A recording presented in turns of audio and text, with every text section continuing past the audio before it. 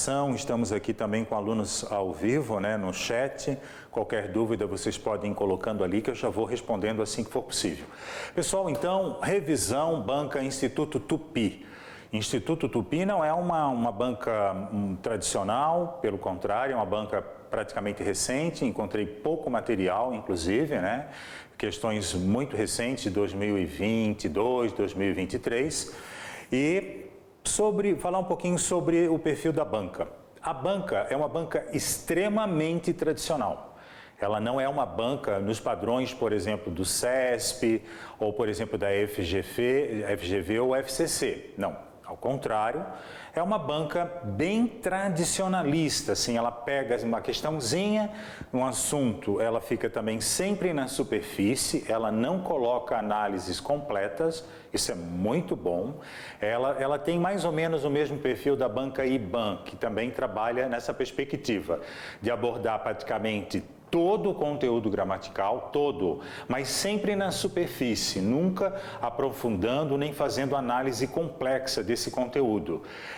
E também observo, em relação a Tupi, ela gosta muito das exceções, né? Então, vocês têm que estudar aquelas regrinhas básicas, por exemplo, de concordância nominal, concordância verbal, colocação pronominal, e ela pega uma exceçãozinha e mistura ali para confundir o candidato. Certinho, pessoal? Então, vamos ver o que eu preparei para vocês nessa aula aqui agora.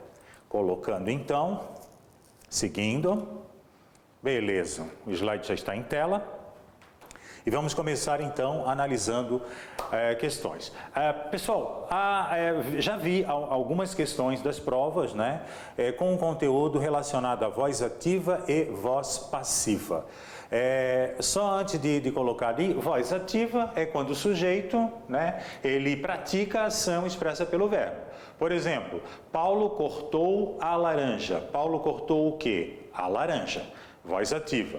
Voz passiva, o que era objeto direto, né? O que ele cortou, no caso a laranja passa, vem para cá como sujeito da voz passiva. A laranja foi cortada por Paulo.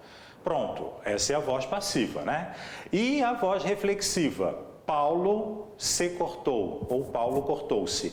Ele cortou ele mesmo. Então, a ação verbal, ela volta contra, ela vem, né? No caso, Paulo pratica a ação e essa ação se volta também para ele, como um espelho, né? Então, por isso, voz reflexiva.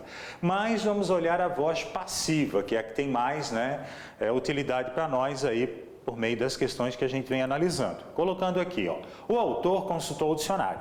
Vamos lá, pessoal, o que o autor fez? O que o autor fez, né?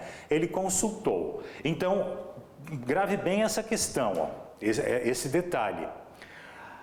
Quem consulta, consulta algo. Então, o verbo consultar é um verbo transitivo direto, é um VTD.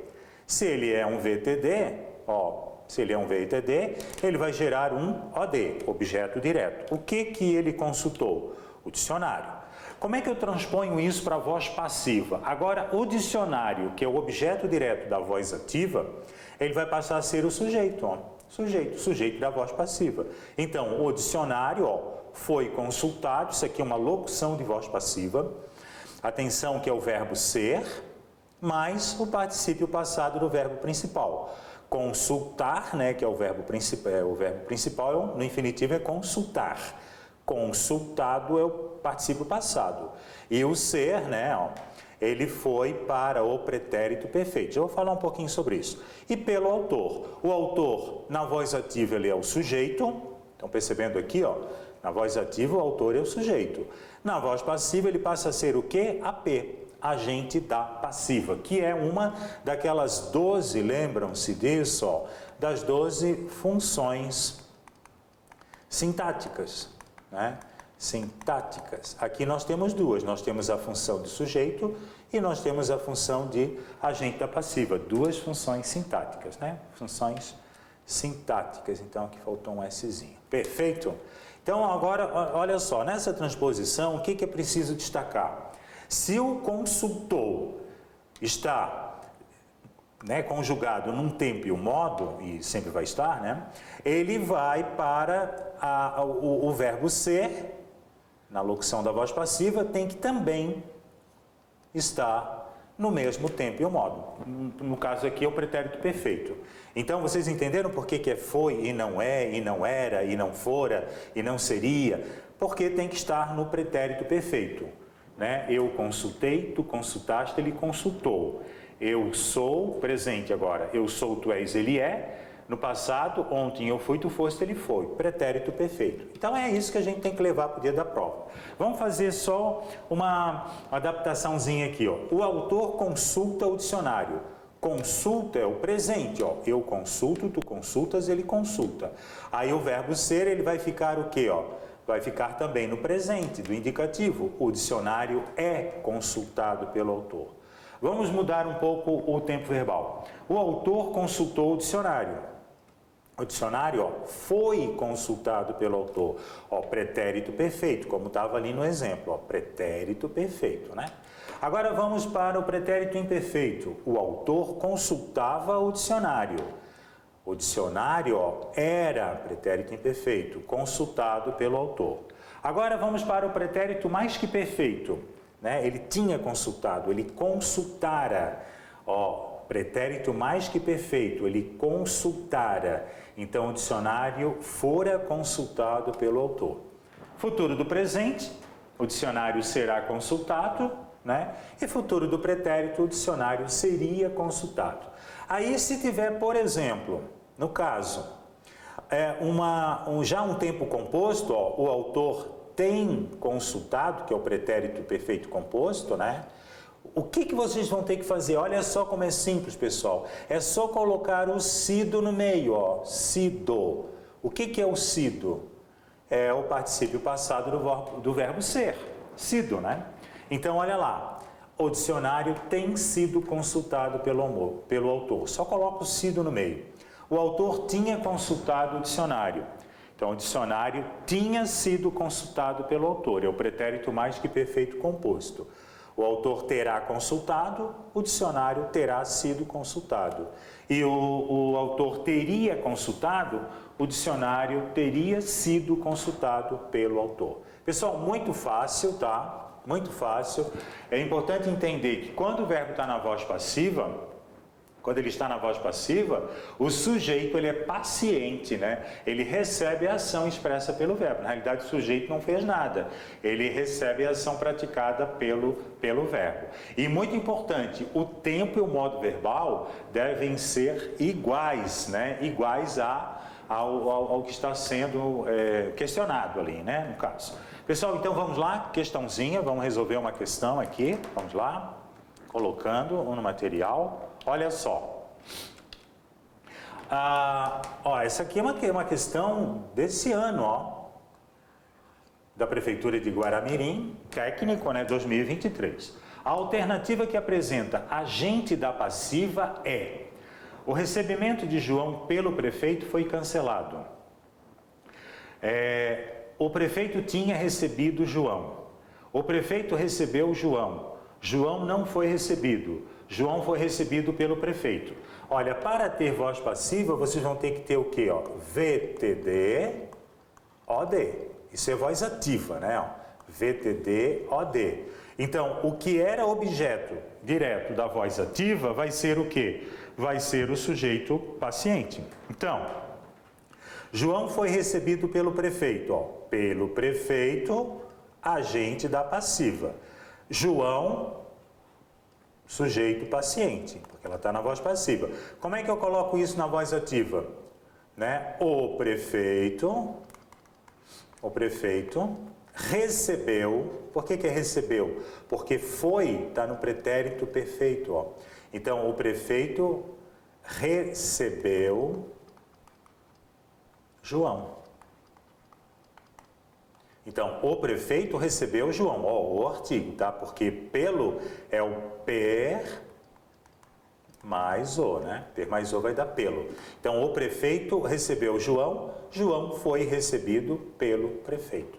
Então, aqui nós já temos o gabaritozinho para vocês. Não tem mistério, é isso aí. Agora, lá no nosso material tem muita coisa boa, é só pegar lá e começar a estudar a transposição da voz ativa para a voz passiva. Perfeito? Vamos lá então.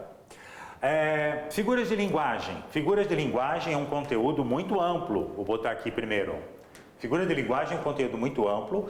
Muitas questões das provas que eu analisei, muitas eram, né, abordavam o tema da figura de linguagem. Então, ficar muito atento. São muitas figuras de linguagem. E umas assim um pouco próximas em termos de conhecimento, de conteúdo, às outras. Então, pessoal, fiquem ligados. Também nós temos no nosso material um PDF só com as figuras de linguagem, para entender qual é a diferença, e os nomes das figuras também são muito complexos, né? Metonímia, prosopopeia, hipérbato, hipérbole, catacrese, são nomes muito estranhos, certinho? Então vamos lá. Vou fazer um pequeno resumo e em seguida a gente já avalia algumas questões relacionadas à figura de linguagem. Vamos lá então. Metáfora. Metáfora. Pedro é um anjo. Ó, botando aqui, metáfora, isto, Pedro é um anjo, né? O que eu usei a metáfora de um anjo para dizer que o Pedro é bondoso, pacífico, enfim, tem essa índole, né? Agora, se eu coloco um conector comparativo, ó, Pedro é como um anjo, Pedro é igual a um anjo, aí eu estou fazendo uma comparação. Apenas o sentido é o mesmo. Eu apenas coloco um conector comparativo, ó, né, como, então sai de metáfora e passa a ser comparação. Perífrase. Pedro visitou a cidade de Luz no verão. O que é perífrase?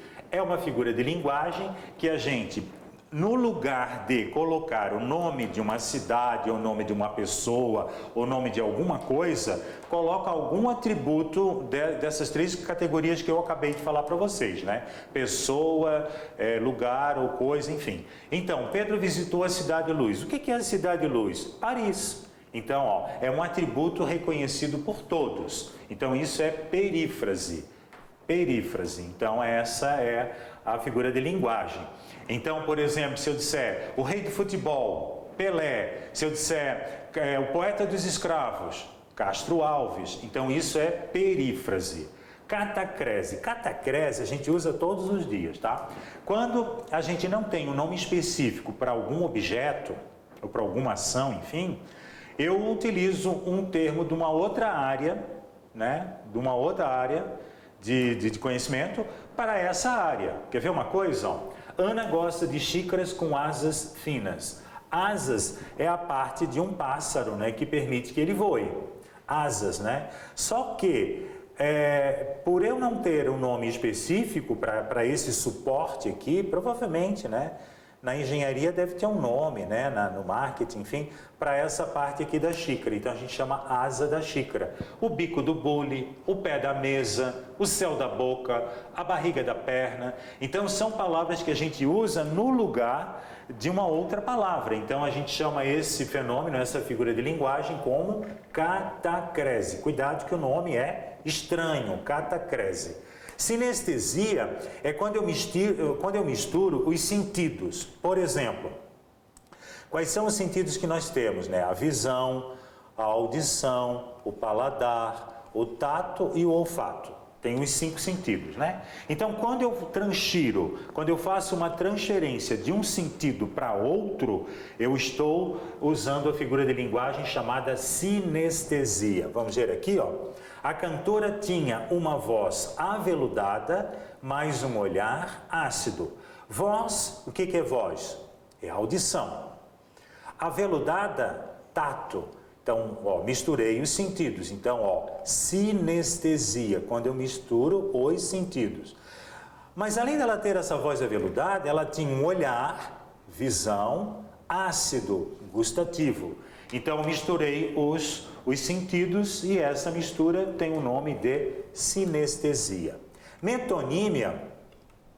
Metonímia é uma figura de linguagem um pouco mais complexa, porque ela depende de vários processos. Até eu vou falar rapidamente um após o outro. Por exemplo, Ana tomou uma xícara de chá no lanche da tarde. Na realidade, ela não tomou a xícara. O que a Ana fez? Ela tomou o conteúdo da xícara. Então a gente tem aqui uma metonímia. E qual foi o processo metonímico? O continente pelo conteúdo. Porque o que ela tomou? O conteúdo. Qual era o continente? O que continha? A xícara. A xícara continha, né? A xícara continha o chá, que é o conteúdo. Então, se eu tomar 2 copos d'água, também é metonímia. Porque eu não tomei o copo, eu tomei o conteúdo que, né, a água que estava dentro do copo. Perfeito?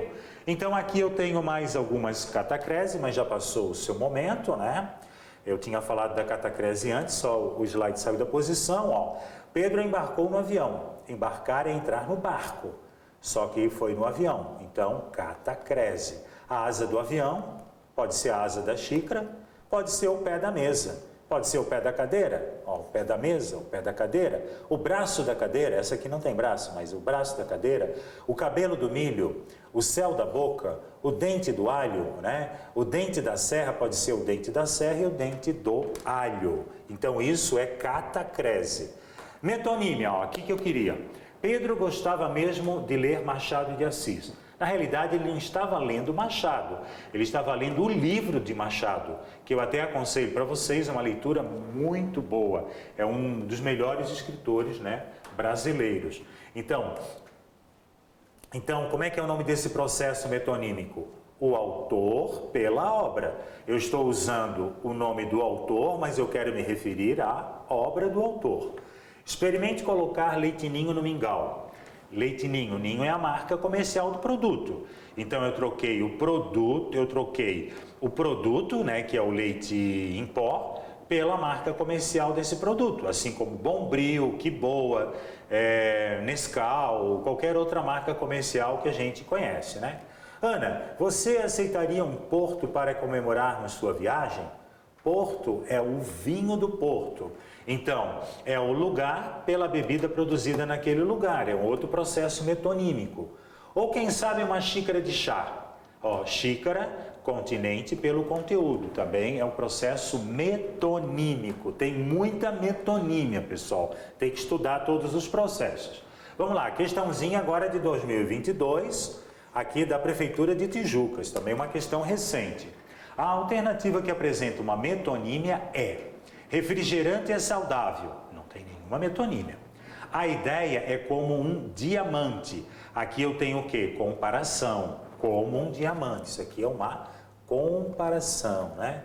A doçura da vida enebria os olhos, né? Metáfora. Vou tomar uma Coca-Cola. Opa! Vou tomar uma Coca-Cola, vou tomar um refrigerante cuja marca é a Coca-Cola. Então, a marca pelo produto. Qual é o produto? Refrigerante. Então, temos aqui, né? Aqui eu tenho mais um pouquinho de sinestesia, ó. Ela tinha um beijo doce, beijo tátil, doce, paladar. Pedro apresentou-se com sua voz, audição, aveludada, tátil. Ana tinha uma beleza fria, beleza, visão, fria, tátil, ou tato, né? A cor berrante do vestido de Ana, cor, visão, berrante, audição. Então, isso é sinestesia, sinestesia. Vamos lá. O microconto, né, acima, apresenta na segunda oração a figura de linguagem conhecida como, ó pessoal, questãozinha 2023, técnico, Guaramirim também, né? Então vamos lá, é um conto, né? Sobras. Saí à noite, aspirei odores de lua, vi luares boiando no rio, contemplei a constelação de nadas e hospedei-me num canto da lua. Não precisa ler mais porque ele quer a segunda oração. A segunda oração está aqui. Aspirei odores de lua, né? Então, aspirar é inalar, né? Odores é o quê? É cheiro. E de lua, visão. Então, aqui misturei o quê? Misturei sensações. Então, o processo é sinestesia, sinestesia. Entenderam? Pessoal, vocês entenderam, né? Ironia é quando eu digo o contrário do que eu estou dizendo. Ironia é o contrário, né? Tipo, alguém quebrou o televisor de vocês, daí vocês dizem assim, brincando, jogando bola, né? Um menino lá, bateu a bola, bela coisa você fez. Quer dizer, não fez nada de belo, pelo contrário, ele quebrou o televisor. Metonímia a gente já viu, né? São vários processos. Catacrese a gente já viu também. E a silepse a gente vai dar uma olhadinha depois. Ó, prosopopeia, pode cair também prosopopeia.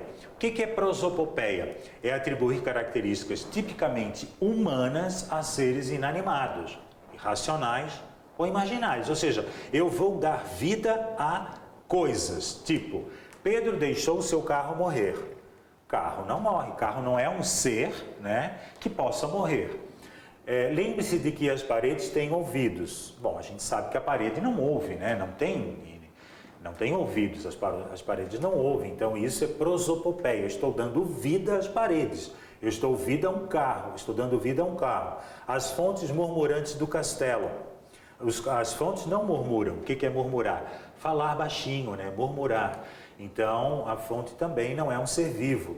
A violeta pálida dos jardins gemia de medo. É o mesmo processo, né, pessoal? Aqui eu tenho um texto até bem grande, a gente não vai poder ter tempo para lê-lo, né? É da Clarice Lispector, adoro essa escritora aqui, a Clarice, ela é muito boa, aconselho também ler pelo menos um conto da Clarice, né?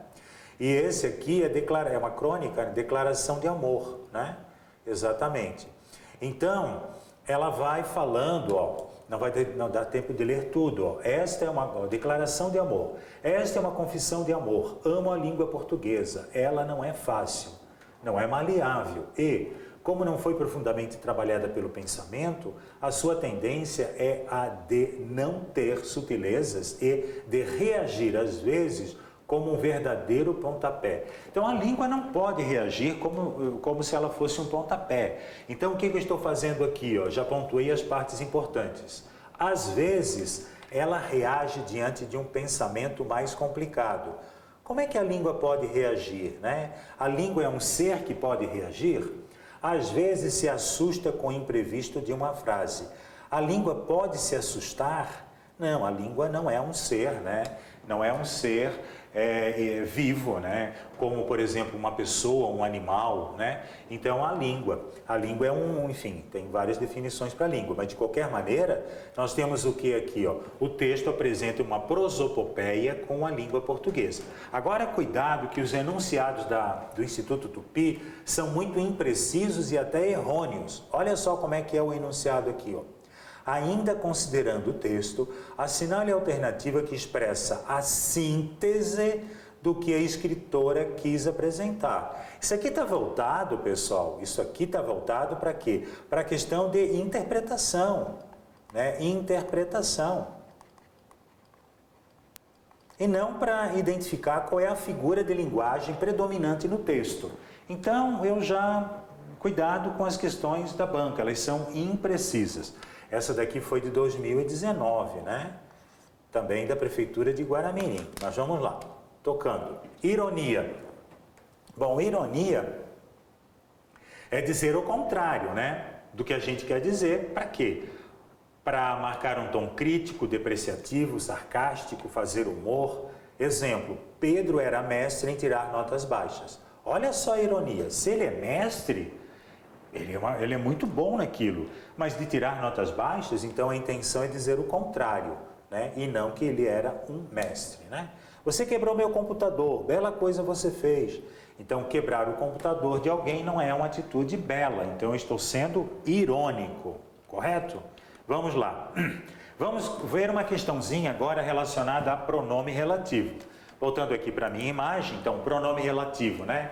Pronome relativo, em regra, ele liga duas orações. Pronome relativo.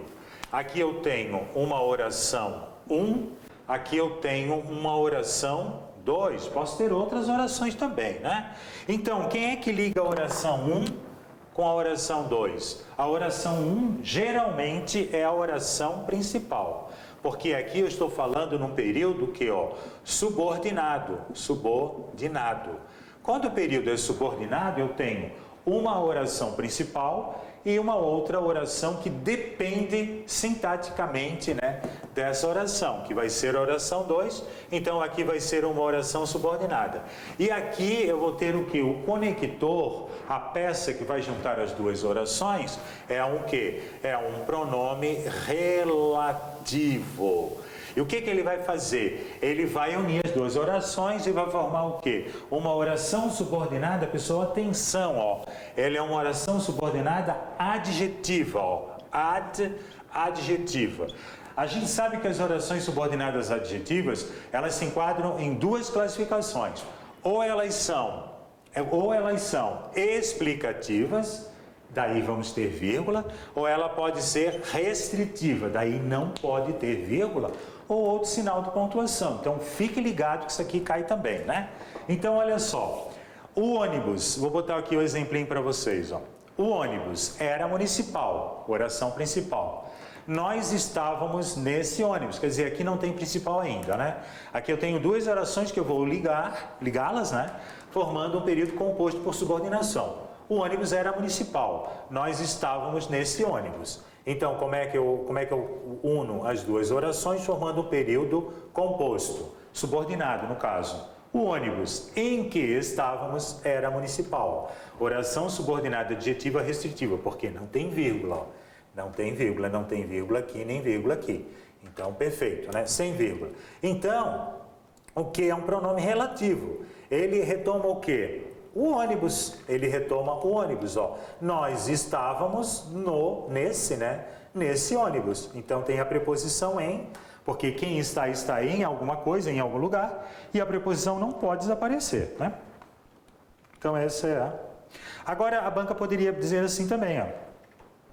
Posso substituir em que por outro pronome relativo? Posso, ó. O ônibus em que estávamos era municipal. O ônibus no qual estávamos era municipal. O ônibus onde estávamos era municipal. Ó. Os três posso substituir. Aqui é um lugar. Então, outra coisa importante, pessoal, o onde, ó, vamos ver aqui, ó, quais são os pronomes, né, relativos os mais usuais. O que, ele vale para coisa, pessoa e lugar.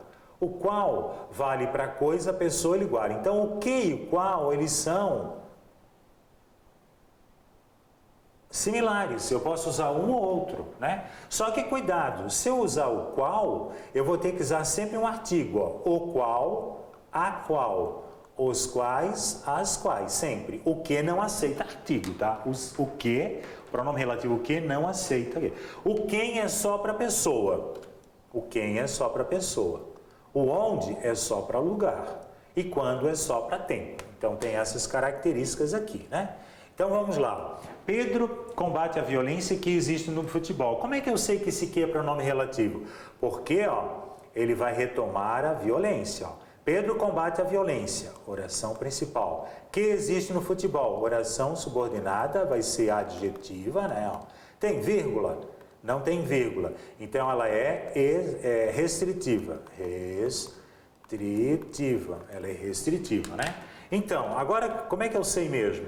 Eu substituo o que por o qual, né? Só que a violência tem que ser o quê? Ó? A qual. A qual. Pedro combate a violência a qual existe no futebol. A violência existe no futebol. Então, esse que aqui é um pronome relativo. A violência existe no futebol. Aqui não precisamos, depois vocês vão olhar com mais calma, né? Se eu quero entrar na questãozinha específica. Então, 2022, também recente. A alternativa em que há um pronome relativo é... Pronome relativo. O garoto viu que passamos na rua. O garoto viu o quê? Ó, o que ele viu? O que ele viu? Aqui é separado, né? O que ele viu? O que ele viu? Que passamos na rua. Isso daqui não é um pronome relativo, isso aqui é uma conjunção, ó. Isso aqui é uma conjunção integrante, que dá origem a uma oração subordinada, substantiva, e ela vai ser objetiva direta, porque ela vai ter a função de um objeto direto. Então não é, né? O garoto viu a rua em que passamos. Ó, já está aqui, ó. Então, o garoto viu a rua. Oração principal. Em que passamos. Quem é que passamos? Em que nós, né? Esse aqui é o sujeito elíptico oculto, porque só quem passamos somos nós. Então, é um sujeito elíptico, oculto ou desinencial. Nós passamos na rua, né? Então, poderia ser também, o garoto viu a rua, onde passamos também, ó. Onde, porque é lugar, a rua é um lugar, ó. Onde passamos. Então, o que é o pronome relativo. E o em é a preposição regida por passar. Quem passa, passa em algum lugar. Quem passa, repetindo, quem passa, passa em algum lugar. E aí as outras opções vocês dão uma olhadinha depois, né? Outra questãozinha muito frequente, também relacionada ao período composto, são as orações subordinadas adverbiais. Agora, elas não são mais adjetivas, tá? Ela não é mais o pronome relativo que vai ligar. É mais o pronome relativo. Agora, ainda estamos na subordinação, mas agora estamos nas orações adverbiais. Então, vai ser o quê? Oração 1, que vai ser a oração principal, e a oração 2, que vai ser o quê? A oração subordinada, agora ela vai ser ADVB, adverbial, ADVB. E aí, pessoal, cuidado, as adverbiais são as que mais caem na prova. Elas são 9 tipos. E vocês precisam conhecer todas as 9 circunstâncias, ó. Causa, a adverbial final, né, causal, já vamos botar aqui como adjetivo, final, concessiva, consecutiva, temporal, são várias, são 9 tipos, e a gente vai dar uma passadinha nesse, porque ó, toda a prova encontrei uma questão relacionando esse conteúdo. Vamos lá então, para vocês aqui. Vamos lá, ó. Quais são as adverbiais? Causal. Opa, vou botar aqui. Agora deu. Deixa eu ver. Agora deu. Ó, causal, consecutiva, comparativa, final, concessiva, proporcional, condicional, temporal e conformativa. Aí eu penso assim, voltando aqui para mim, né? Só decorando a conjunção é suficiente? Não. Claro que você vai precisar memorizar as conjunções. Mas, gente, são nove tipos. Cada tipo deve ter 4 ou 5 conjunções. Então, vai dar uma quantidade muito grande e você pode confundir as coisas ali. Tem que fazer muito exercício, o material do Energia ali também está prontinho, tem uma bateria de exercícios ali no PDF só para as adverbiais. Então, causal, consecutiva, comparativa, final, proporcional, concessiva, condicional, temporal e conformativa. Vamos lá, vamos fazer uma atividadezinha aqui, ó. Ana estava falando alto desde que chegou. Desde que chegou, né? Desde que chegou. Então, desde que chegou, é uma relação de tempo. Eu já botei o reloginho aqui, ó. Ó, assim que chegou, quando chegou, desde que chegou. Então, é uma oração que, se a gente quiser a classificação toda, oração subordinada adverbial temporal. Tinha tanto medo que não saía de casa. Ó, tanto que, né, consecutivo, é uma consequência. Para ter consequência, temos que ter uma causa. E para ter uma causa, tem que ter uma consequência. Vamos lá. Qual é a outra que eu posso usar? De forma que. Tinha tanto medo, de forma que não saía de casa. De maneira que não saía de casa. Tanto que não saía de casa. Consecutiva. Agora eu posso também transformar essa consecutiva, ó, numa causal. É só fazer a inversão, ó, porque aqui ela é consequência. Agora ela vai ser causal. Agora ela vai mostrar a causa, ó. Ele ou ela, enfim, né? Ele ou ela não saía de casa, ó, causal agora. Porque, tudo junto, né? Porque tinha muito medo. Aí é só fazer a alternância ali, né? Porque tinha muito medo. Tinha tanto medo quanto seu irmão. Agora, pegadinho, ó, tanto quanto. Tanto quanto é comparativa. Tinha tanto medo quanto seu irmão tinha. Agora eu estou comparando o medo dele com o medo do irmão, né? Comparando as atitudes dos dois em relação ao medo. Iria viajar ainda que estivesse muito cansada. Ela iria, ou ele, né, iria viajar ainda que estivesse, teria que ser ela, né, por causa do cansada. Então teria que ser ela, só pode ser ela, né? Então ela é o sujeito oculto, né? Elíptico ou desinicial. Ela iria viajar ainda que estivesse muito cansada. Por que que ela é concessiva? Porque ela abriu mão de alguma coisa. Ela estava muito cansada, porém, né? Mas ela realmente iria viajar. Então é uma concessão que ela fez, ó. Concessão cai muito, são as que mais caem, tá? Embora ainda que concessiva. Então, ó, iria viajar, embora estivesse muito cansada. Iria viajar ainda que estivesse muito cansada, concessiva. E condicional vai apresentar uma condição, para que alguma coisa ocorra ou não. Se você estudar, passará no teste. Caso você estude, passará no teste. Então, ó, caso você estude, passará no teste. Se você estudar, então é condicional. Se chover, não vou à praia. Existe uma condição. Olha lá, pessoal. Assinale a alternativa que apresenta uma subordinação concessiva. Caso você venha, eu não apareço. Que relação está sendo estabelecida aqui? Ó? Caso se. E aí? Deixa eu ver o pessoal que está aqui no site. Vamos lá, dá uma olhadinha. Condicional, né? Condicional. Existe uma condição. Porque ele veio, eu fui embora. Aqui é causal, né? Essa aqui é causal, ó. A oração principal, eu fui embora, né? A oração principal. Aqui, ó, eu não apareço também, oração principal. Aqui houve uma inversão sintática. Eu comecei com a subordinada e depois coloquei a principal. Posso fazer isso? Posso. Como é que é o nome disso? Topicalização. Estou colocando o que é mais importante na frente, né? João não apareceu, já que tinha outro compromisso, né? Porque tinha outro compromisso. Também é causal, né? Causal.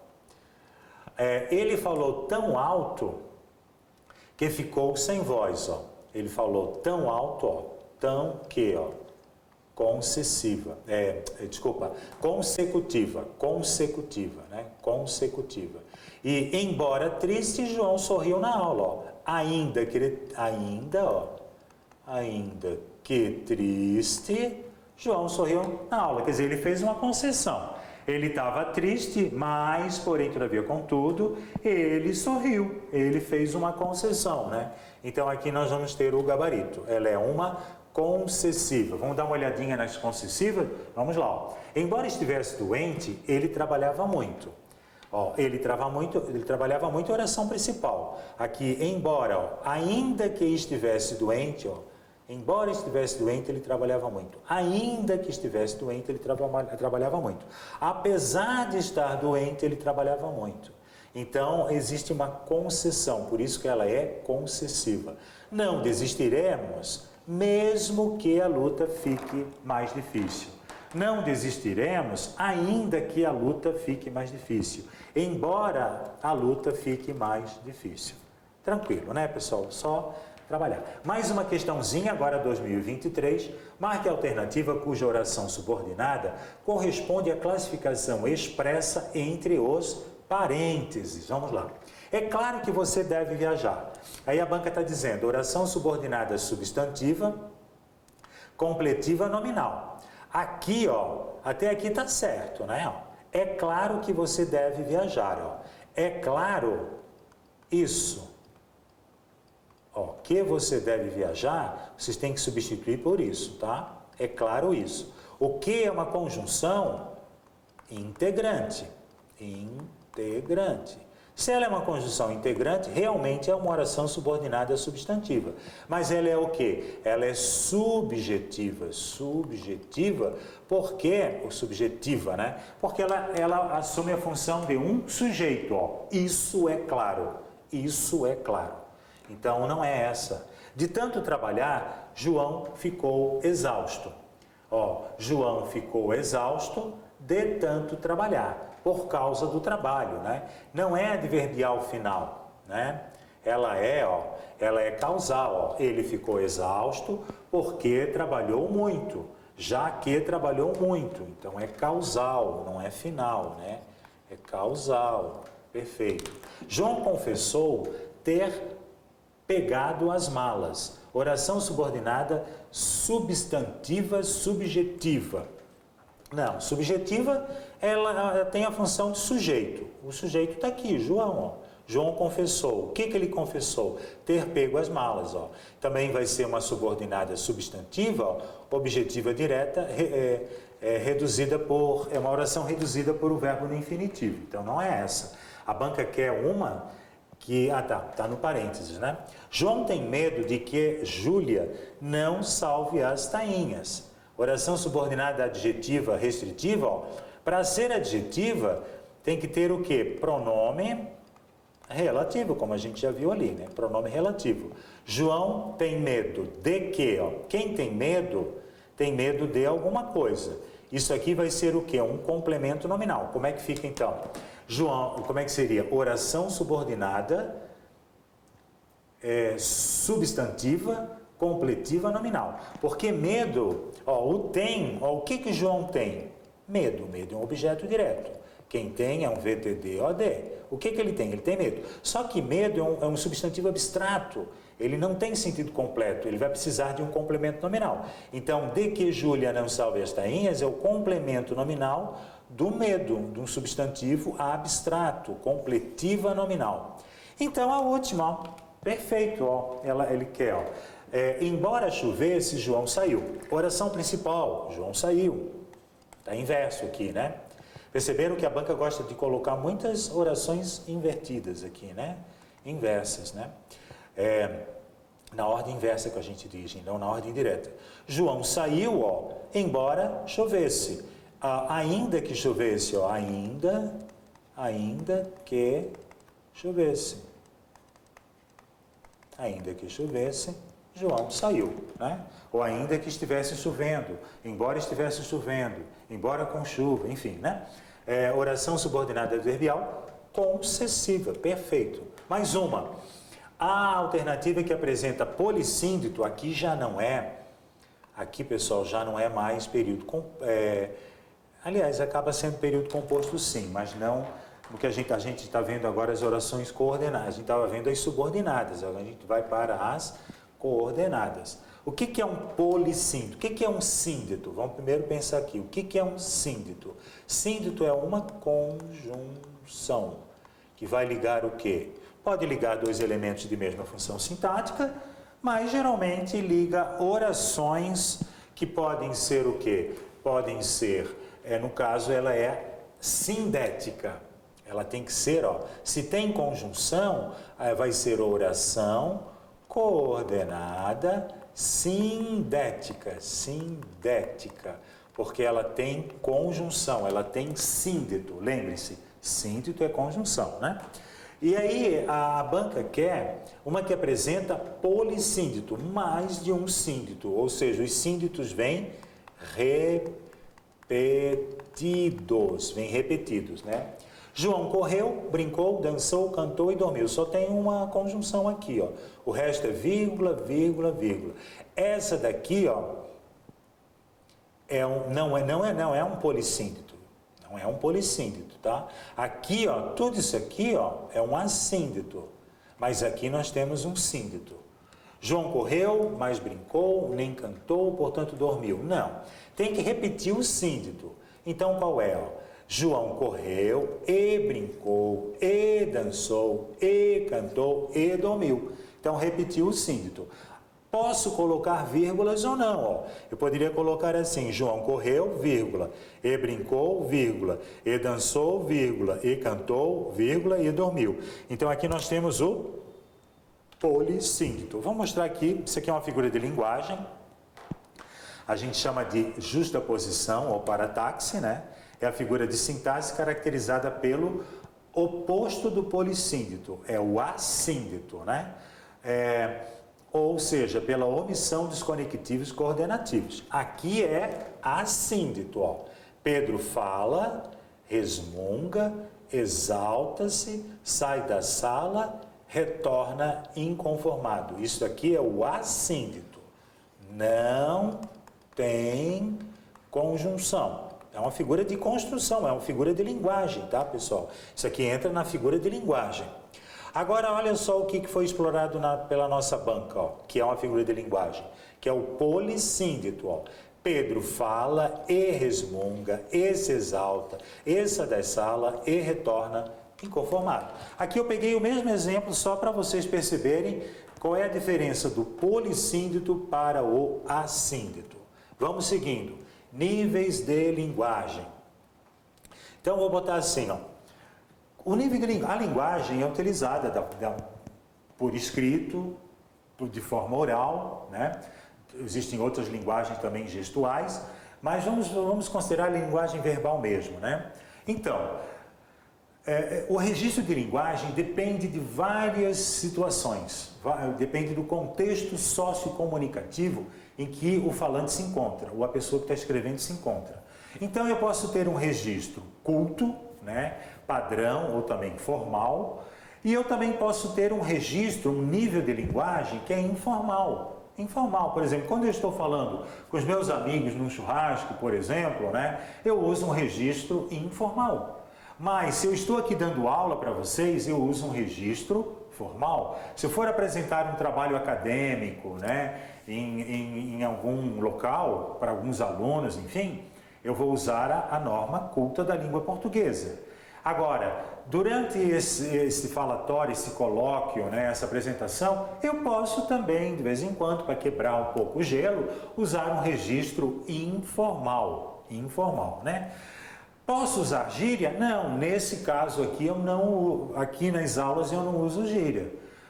Durante uma palestra eu também não uso gíria. Mas se eu estou com os amigos, por exemplo, num bar, bebendo, eu posso usar gíria. Então o nível de linguagem depende muito do contexto sociocomunicativo e também das pessoas com quem eu estou falando, do objetivo, né, da função comunicativa. Eu posso usar gírias, né? Posso também usar uma linguagem vulgar, posso cometer alguns deslizes gramaticais, correto? E também posso usar uma linguagem regional. Então, são níveis de linguagem. Isso é importante, né? Existe um melhor do que o outro? Existem alguns que são mais apropriados dependendo do contexto sociocomunicativo. Quer ver uma coisa? Um exemplo bem clássico. As pessoas vão à praia de terno e gravata? Não. As pessoas comparecem a uma audiência pública de short, camiseta e chinelo de dedo? Não. Então, eu só fiz essa comparação para vocês observarem que o nível de linguagem, ele depende de todo o contexto sociocomunicativo, certinho? Vamos ver como é que a banca explorou esse conteúdo aqui na questão. Aqui eu vou apresentar rapidamente os níveis que eu acabei de explicar, né? Estão todos aqui, olha só. O nível, a linguagem, né? É o padrão culto, né? É aquele que segue a formalidade da gramática normativa, né? E confere ao emissor o prestígio cultural e estado social. Por exemplo, o romance, artigos jornalísticos, ofício, editais, pronunciamento. O edital do seu concurso foi utilizado, né, o registro culto ou padrão da norma culta da língua portuguesa, desse concurso que vocês estão inscritos, né? Coloquial ou informal. O registro coloquial representa a linguagem do dia a dia, a linguagem coloquial, informal, usada nos contextos informais e admite alguns deslizes gramaticais, né? Diálogos entre amigos e familiares. Então, nesse caso, né, é o registro informal ou coloquial. O regional, ele depende de características regionais, né? O próprio nome já está dizendo, o registro regional. Então, por exemplo, aqui, no sul do Brasil, a gente determina algumas palavras ou algumas expressões de acordo com o modo do falar desse falante aqui, né? Da região sul do Brasil, ou especificamente Santa Catarina, de repente, pode ter uma palavra só usada em Florianópolis, ou uma expressão específica de Florianópolis, né? Então, esse é o registro regional. Por exemplo, mandioca em alguns estados, em algumas regiões do Brasil, macaxeira em outras e aipim em outras. Aqui, em Florianópolis, eu sempre ouvi aipim, sempre ouvi aipim. Macaxeira não, macaxeira nós aqui no sul, pelo menos eu nunca ouvi alguém falando, né? E mandioca, volta e meia, um sim ou não, né? Gíria é um estilo comum de linguagem coloquial e a gíria ela tem uma característica, ela é falada por um grupo social numa determinada época. Por exemplo, a gíria dos surfistas, a gíria dos skatistas, a gíria dos jornalistas, né? Então são alguns grupos sociais que acabam usando, né, alguns termos e essa gíria nem sempre se perpetua. Ela pode se manter, mas ela pode não existir mais, ela pode ser modificada, né? E a linguagem vulgar, né, o nível vulgar, está relacionado com transgressões drásticas na gramática, né? Por exemplo, nós vai lá, ontem nós fomos lá, e assim vai indo, né? Então vamos ver como é que ficou a questãozinha sobre esse conteúdo. Aqui nós temos uma tirinha, que é uma linguagem verbal e não verbal, então é um código misto, né? Que é composto por linguagem verbal e linguagem não verbal. Não verbal. Verbal e não verbal, que é o código misto, né? Então vamos lá. Os três, aqui nós temos a imagem de um adulto, né? E 3 crianças olhando para cima, se dirigindo a eles. Para mim, pode ser uma porção de aipim, um dos personagens falando. Eu aceito uma mandioca, por favor. Vou querer de macaxeira, que eu adoro, né? Vou querer de macaxeira, né? Então, para você é um prato feito com a mandioca, né? Estamos diante de uso de linguagem não verbal? Não, é uma linguagem verbal, né? Aqui, ó, é a linguagem verbal. É claro que a tirinha tem a linguagem não verbal também, ó. A expressão facial, a apresentação dos personagens, isso tudo faz parte da linguagem não verbal. Mas o que está sendo questionado é a linguagem verbal, né? Então, estamos diante do uso de um processo de variação linguística, né? Que é o quê? A linguagem, o registro, o nível, vamos botar assim, ó, nível de linguagem regional. O nível regional, né? Que em alguns lugares é macaxeira, outros é mandioca e outros é aipim. Perfeito? Linguagem injuntiva, não. A linguagem injuntiva é aquela que objetiva instruir, ensinar. Ela tem o objetivo de instruir, própria dos manuais de instruções, das receitas culinárias, né? Metáfora não se trata, nem catacrese. Então, aí a gente já mata a questão, né? Agora, concordância nominal. Vou mostrar aqui para vocês, vou passar aqui para mim, fazer uma observação. Pessoal, a banca gosta muito de quê? De concordância nominal e concordância verbal. Como é que ela faz? Ela pega os exemplos mais difíceis de concordância nominal e concordância verbal. Então, a minha dica, se vocês têm problema com concordância e é um conteúdo muito longo e cheio, é um campo minado, já vou dizendo, já vou alertando. A concordância é um campo minado. Por quê? Pode ser assim, mas pode ser também assim. Posso fazer dessa forma e também posso fazer dessa forma. Então, o que a banca faz? Ela coloca, vamos supor, os 5 itens, né? Ela coloca 2 itens que pode ser de uma forma ou de outra, mas que a resposta errada está num outro item. São questões bem difíceis, tá? Então, muito cuidado com questões de concordância nominal e concordância verbal. Vamos dar uma olhadinha, então, nessa questão aqui de primeira teoriazinha, depois a questão, né? Como a gente está fazendo. Meio e meia. Ó, meio pode ser um advérbio. Vou botar aqui, meio, um advérbio, né? Então, por exemplo, ó, a gente sabe que o advérbio é uma categoria morfológica invariável. O advérbio não sofre variação. Mas o meio também pode ser numeral. Daí é variável, daí é metade. Então, se meio significar 50%, ele vai ser numeral. Numeral. Aí o numeral varia, né? Ó, eu tenho numeral, eu tenho 2 computadores, eu tenho 2 malas. Então, eu tenho 2, estão vendo que o numeral ele varia para o masculino, feminino, né? Alguns singular e plural. Vamos lá, então. A Ana está meio preocupada. Meio aqui ela está um pouco, né? Então é advérbio, então não varia. Eu comprei 2 meias. Agora meias aqui, ó. Meias entradas, então metade. Então são meias entradas, porque é numeral. Eu estou pagando a metade, né? Não estou pagando ela inteira, estou pagando a metade. Vamos ver lá? Ela estava meio ou meia preocupada? Ela estava meio preocupada, ó, porque embora seja feminina, ó, preocupada, mas meio é advérbio, ele não varia. Elas estavam meio também preocupadas, não vai nem para o masculino nem para o feminino, não varia, né? Não sofre variação de gênero nem de número. É meio-dia e meia, porque aqui é meia hora, ó, meio-dia e meia. Se eu falar meio-dia e meio, é como se fosse mais meio-dia. Então está errado, é meio-dia e meia. Meia, ó, concordando com hora, meia hora, e é numeral, então portanto varia. Tomou meio ou meia xícara de café?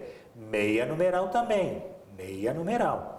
Onde estão minhas meias? Aqui meia é um substantivo, né? É uma roupa que se... Não, roupa não, é um adorno que se coloca nos pés, né? Então, onde estão as minhas meias? É um substantivo. Pedro bebeu 3 meias cervejas, metade, né? Meias, metade. Vamos lá. A oração que apresenta a concordância correta é: encontrei meia grama de ouro no jardim. Ela encontrou o quê? Ó? Meio grama de ouro no jardim, né? Então, grama é masculino. Grama é o grama. Olha a pegadinha aqui, ó. O grama.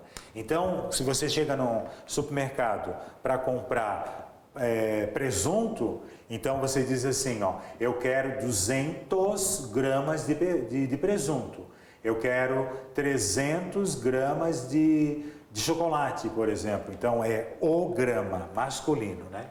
Maria mesma disse isso, né? Maria mesma, ela mesma disse isso, ela mesma disse isso. Estavam lindas mulheres e homens, ó, concordando com lindas, ó, mulheres, concordância com o quê? Com o termo mais próximo, né? Tomei meia taça de champanhe. Champanhe meia, né? Metade, 50%. E cuidado que champanhe, pessoal, é o champanhe. Ou também pode ser champanha, tá? Champanha. Isso daqui, o que é isso daqui? Isso daqui é metonímia. É o lugar pelo produto feito no lugar. Champanhe é uma região da França onde se produz esse vinho. Então, isso aqui é metonímia. Metonímia. E qual é o processo da metonímia? O produto, né, no lugar do lugar onde foi fabricado o produto, ou tem origem o produto. Eu já estive na França e já estive em Champagne. É uma região, é uma cidade onde se produz esse vinho, né? Os vizinhos vão muito, né? Advérbio não muda, né? Eles vão muito ao cinema. É um advérbio, né? E aí, pessoal, só para a gente finalizar, já estamos no finalzinho, o pessoal da área técnica já está pedindo para a gente encerrar. Cuidado que a banca de vocês, só voltando aqui para mim, ó, ela é extremamente tradicionalista e ela faz perguntas que quase nenhuma outra banca faz. Isso aqui são questões que eram feitas há 30 anos atrás, mas a banca gosta desse conteúdo. Eu sinto que ele não tem relevância nenhuma para um servidor público. Isso aí é para um linguista, para alguém que está estudando, né, o processo da língua e tudo mais. Tentar descobrir qual é a diferença entre dígrafo, encontro consonantal. É um assunto extremamente banal, mas derruba um candidato. Vamos lá, só para diferenciar então, o que é dígrafo? É encontro de letras com um único fonema. Então, tenho 2 letras com um único som. Então, eu tenho os dígrafos consonantais, ó. O sh, o i, n, g e q. Quer dizer, né? Só tem um som. Eles não podem ser separados, né? Esses aqui podem ser separados, ó. R, s, s, s, sh, s. Enfim, né? O som é esse. Então, olha só. Chave é um dígrafo, ó. Chave. malha, é um dígrafo, isso aqui eu não separo, é um único som, ó. Só tem um som, ó. Ninho, o N teria que estar azulzinho também, tá? Ó, eu não falo guitarra, eu falo gui, isso aqui é um dígrafo, ó. Aquilo, eu não falo aquilo, eu falo aquilo, é um dígrafo. E ó, carro, é um som só, massa, um som só. Crescer, embora em algumas regiões do Brasil, sobretudo no Rio de Janeiro, as pessoas pronunciam crescer, nascer, mas isso aqui é um dígrafo, só tem um som, tá? Então a pronúncia correta, conforme o padrão culto da língua gramatical, né? É nascer, ó, nascer, é um som só. Nasça, é um som só. Exudar e exceção, correto? E aqui, pessoal, aqui tem os encontros consonantais, daí, ó, tem os perfeitos e os imperfeitos, ó. Pr, pr, pr, pl, pl, br, bl, tr, tl, cr, cl, fr, fl, dr, vl e vl, né? Então, aí a questãozinha é o seguinte, né? Aqui depois a gente vai ver, vocês vão fazer o exercíciozinho que a gente já tem que fechar a nossa aula, né? Só para ver a última questãozinha, então. A alternativa que apresenta dígrafos sem encontro consonantal, qual é? Então, olha quais são os dígrafos. Então, ó, um só som, duas letras, né? Ó, com um só som. Carro, ok? Ó, aqui não. Aça, sim. Ó, vidro, não. Não. Timão, não. Ó. Carro, sim. Aça, sim. E cacho, sim. Aqui, então, está o quê? Tem 3 dígrafos e não temos encontros consonantais. Pessoal, então, o pessoal da área técnica aqui já está me chamando aqui, a aula já acabou. Espero que vocês tenham gostado dessa aula. Tem mais uma questãozinhas bônus aqui que eu coloquei para vocês, né? Também resolvendo questões da banca do Instituto Tupi e estudando nessa perspectiva. Muito obrigado e até a próxima aula. Até lá, pessoal.